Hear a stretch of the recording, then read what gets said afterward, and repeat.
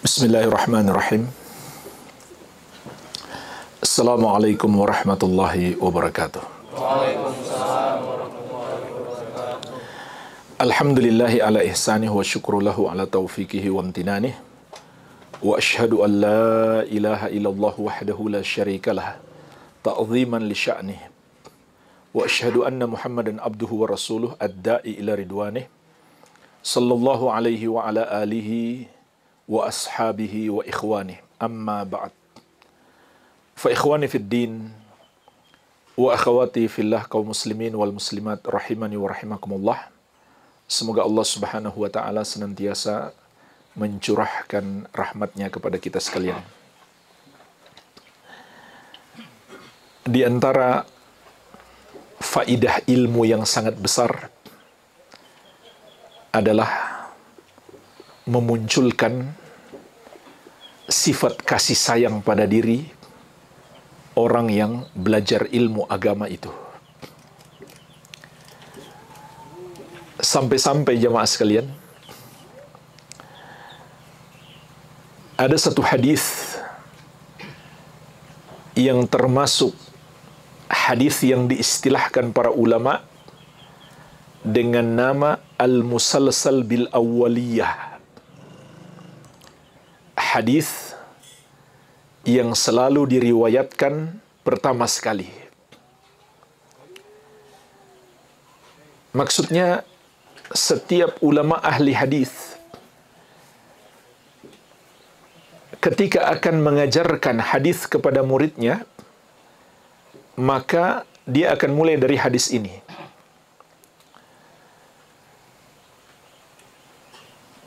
Sehingga dia akan berkata, haddatsani fulan, telah menyampaikan kepadaku fulan,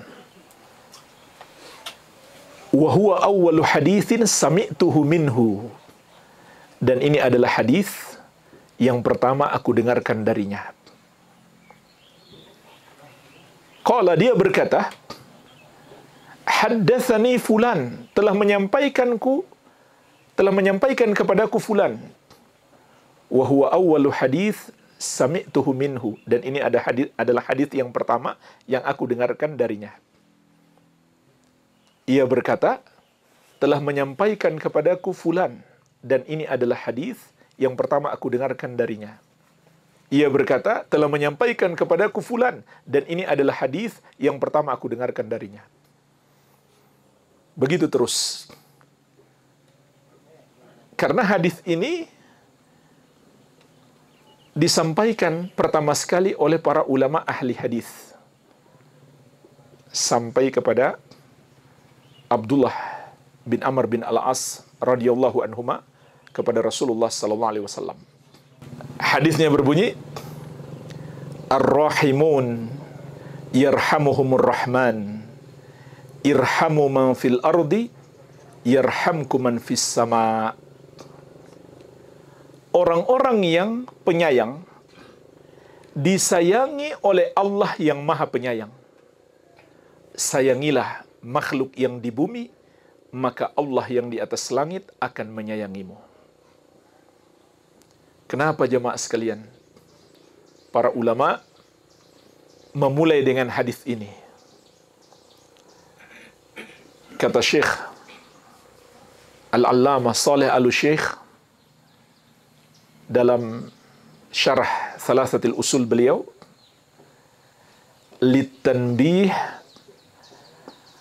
ala anna hadzal ilm mabniyun ala rahmah,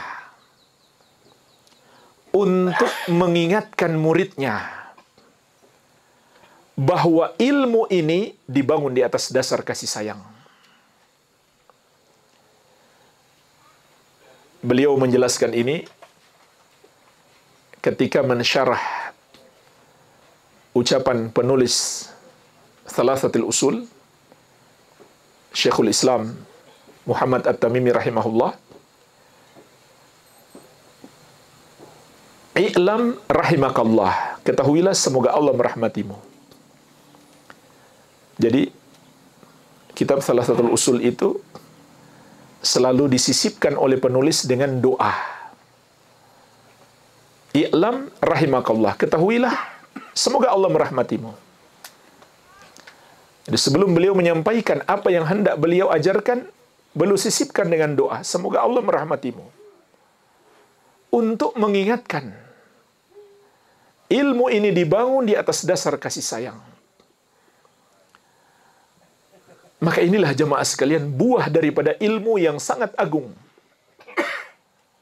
Orang yang menuntut ilmu mestilah menjadi orang yang penyayang. Dan hadis ini mengingatkan kita, sebesar apa kasih sayang kita kepada orang lain, sebesar itu pula kasih sayang Allah kepada kita. Ar-Rahimun yarhamuhumur Rahman. Orang-orang yang penyayang disayangi oleh Allah yang Maha Penyayang. Irhamu man fil ardi yarhamku man fis sama. Sayangilah makhluk yang di bumi, maka Allah yang di langit akan menyayangimu. Menunjukkan kepada kita sebesar apa kasih sayang kita kepada makhluk di bumi, sebesar itu pula kasih sayang Allah kepada kita.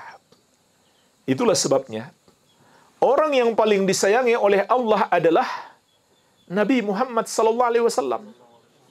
Karena beliau adalah orang yang paling penyayang.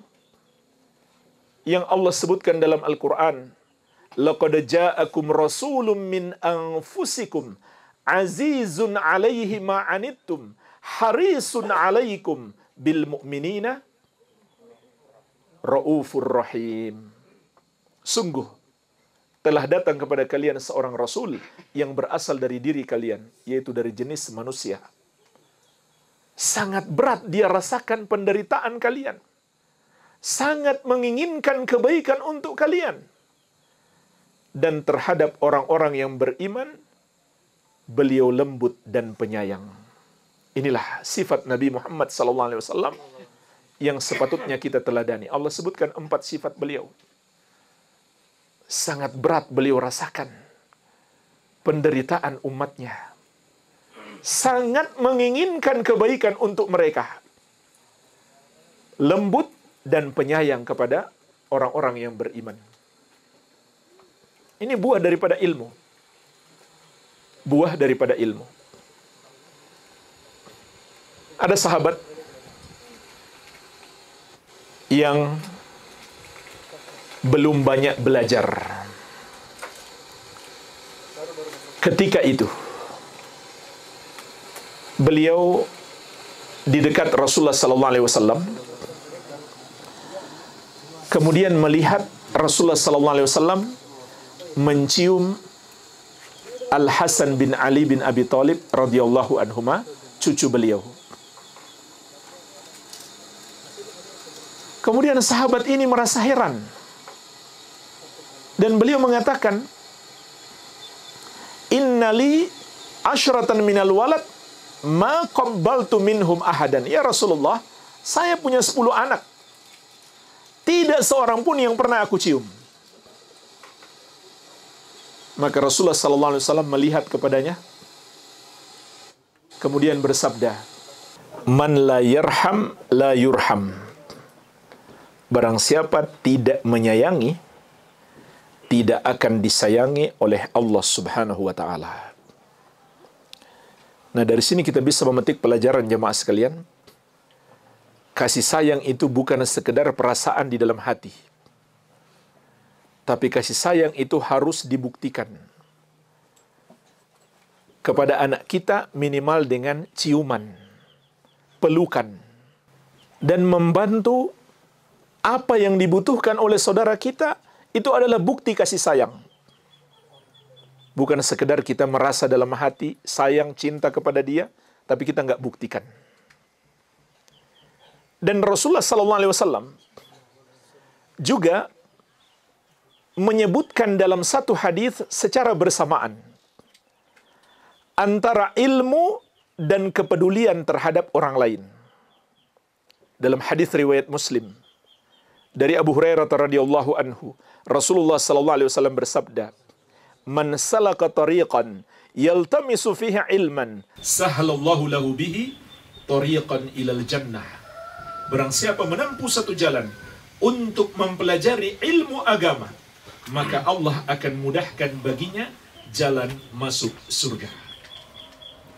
Apa lanjutan hadis ini?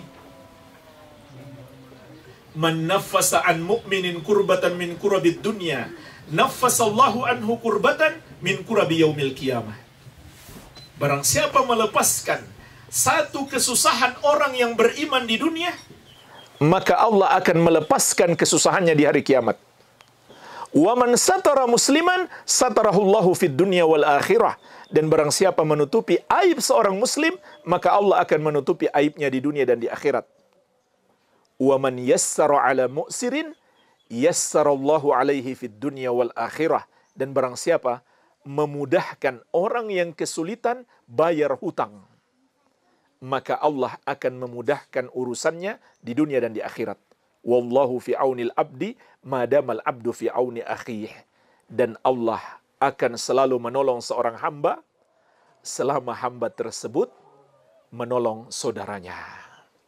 Lihatlah jemaah sekalian, Rasulullah SAW menyebutkan dalam satu hadis, antara ilmu dan kepedulian terhadap saudara seiman, kasih sayang terhadap kaum muslimin. Jelas, ini hubungannya sangat erat. Kasih sayang itu adalah buah daripada ilmu. Maka dari itu jemaah sekalian, bersyukurlah kepada Allah Subhanahu wa taala. Tatkala Allah menganugerahkan kepada kita semangat untuk mempelajari ilmu agama dan ada buahnya di kehidupan nyata kita. Adanya sifat kasih sayang kita kepada saudara-saudara kita. Adanya kepedulian kita kepada saudara-saudara kita. Dan ini bagian dari keimanan. Kata Syekh Abdul Razak Al-Badr, hafizahullahu ta'ala, kullama qawiya imanul abd, qawiyat rahmatuhu bi ikhwani. Setiap kali keimanan seseorang itu bertambah, maka pasti bertambah pula kasih sayangnya kepada saudara-saudaranya. Dalilnya apa? Kata beliau, innamal mu'minuna ikhwah. Allah berfirman, sesungguhnya orang-orang yang beriman itu bersaudara. Perhatikan, Allah hubungkan antara keimanan dan persaudaraan, menunjukkan bahwa persaudaraan itu bagian dari keimanan. Begitu pula sabda Nabi SAW, innal mu'min lil mu'min kal bunyan yashuddu ba'duhu ba'da. Sesungguhnya orang mukmin terhadap mukmin yang lain bagaikan sebuah bangunan, satu dengan yang lainnya saling menguatkan. Nabi SAW menghubungkan antara iman dan kepedulian terhadap saudara seiman. Begitu pula sabda Nabi SAW, mathalul mu'minina fi tawadihim wa tarahumihim wa ta'atufihim mathalul jasadi idza ishtaka minhu udwun tada'a lahu sairul jasadi bisahari wal humma. Perumpamaan orang-orang yang beriman dalam hal saling mencintai, menyayangi, dan berlemah lembut di antara mereka bagaikan satu tubuh. Apabila ada satu anggota tubuh merasakan sakit, semuanya akan ikut merasa sakit sampai tidak bisa tidur dan demam. Jadi jemaah sekalian, ini di antara buah penting dalam menuntut ilmu agama. Mesti ada dalam diri kita kasih sayang, kepedulian, kecintaan kepada saudara-saudara kita seiman. Dan inilah yang dicontohkan oleh generasi terbaik, yang kita sering berusaha mengikuti jalan mereka dan menetapkan diri kita bahwa kita adalah pengikut mereka. Tapi jangan cuma di lisan, jangan pula hanya sebagian. Ikuti mereka dengan ihsan, dengan cara yang terbaik. Maka di antara yang mereka contohkan kepada kita adalah kuatnya persaudaraan. Sampai Allah harumkan perbuatan mereka itu di dalam Al-Quran. وَالَّذِينَ تَبَوَّأُوا الدَّارَ وَالْإِيمَانَ مِنْ قَبْلِهِمْ يُحِبُّونَ مَنْ هَاجَرَ إِلَيْهِمْ wala yajiduna fi sudurihim hajatan mimma utu wa yu'thiruna ala anfusihim walau kana bihim khasasah wa may yuka syuha nafsihi faulaika humul muflihun. Dan orang-orang yang telah beriman dan orang-orang yang telah menempati kota Madinah dan beriman sebelum datang kaum muhajirin.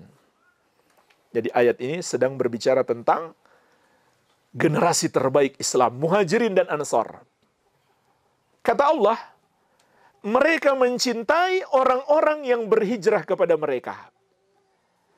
Dan tidak mereka dapati dalam hati mereka sedikit pun hasad, rasa iri hati, dengki terhadap anugerah yang Allah berikan kepada saudara mereka. Dan mereka lebih mementingkan saudara mereka daripada diri mereka sendiri. Meskipun yang mereka berikan kepada saudara mereka adalah sesuatu yang mereka butuhkan. Dan barang siapa yang terpelihara dari kekikiran dirinya, mereka itulah orang-orang yang beruntung. Padahal Nabi SAW mengatakan, la yu'minu ahadukum hatta yuhibba li akhihi ma yuhibbu li nafsihi. Tidak sempurna iman seorang dari kalian sampai dia mencintai satu kebaikan untuk saudaranya sebagaimana dia cintai kebaikan itu untuk dirinya. Tapi jamaah sekalian, yang dicontohkan para sahabat lebih dahsyat daripada itu. Mereka malah lebih mementingkan saudaranya daripada diri mereka sendiri. Wa yu'thiruna ala anfusihim walau kana bihim khasasah. Allah puji mereka. Mereka lebih mementingkan saudara mereka daripada diri mereka sendiri. Walaupun yang mereka berikan kepada saudara mereka, sebenarnya mereka juga butuh. Bandingkan dengan sebagian orang hari ini. Berlomba-lomba, pingin lebih tinggi daripada saudaranya dalam masalah dunia. Bukan lebih mementingkan saudaranya, tapi dia pingin selalu bersaing dengan saudaranya. Kalau perlu saudaranya diblokir. Tidak bisa seperti dia dalam kekayaan dunia. Ini tidak seperti akhlak para sahabat. Luar biasa para sahabat Nabi SAW. Namun sangat disayangkan, kisah persaudaraan para sahabat hari ini hampir menjadi dongeng.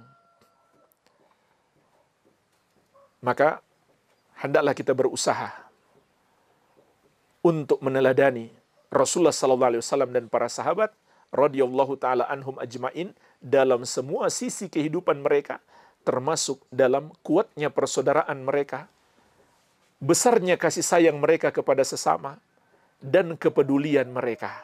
Bahkan lebih mementingkan saudaranya sesama muslim daripada diri mereka sendiri. Tapi yang perlu saya ingatkan juga jemaah sekalian, memperhatikan orang lain, yang paling utama adalah keluarga. Jangan sampai malah kebalik, kita perhatikan orang lain, keluarga kita ditelantarkan.